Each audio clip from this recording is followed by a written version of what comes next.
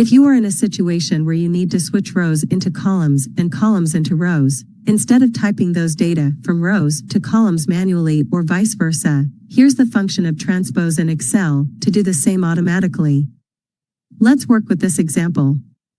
We have 6 columns and 2 rows here.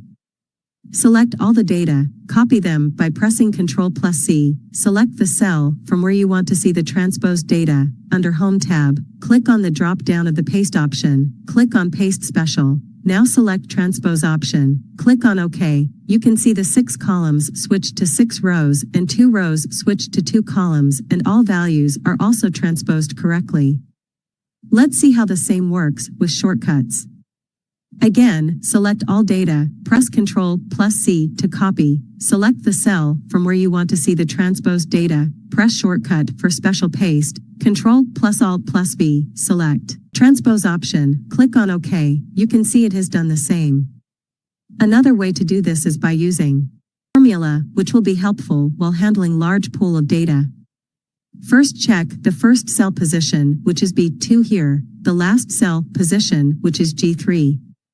Now select 2 columns and 6 rows, as we have 6 columns and 2 rows originally, and we want to transpose that. Now while columns and rows are still selected, start typing transpose, first parentheses, the first cell position, which is B2 here, the last cell position, which is G3, close parentheses, but do not press enter, press Ctrl+Shift+Enter. You can see the 6 columns switched to 6 rows and 2 rows switched to 2 columns, and all values are also transposed correctly.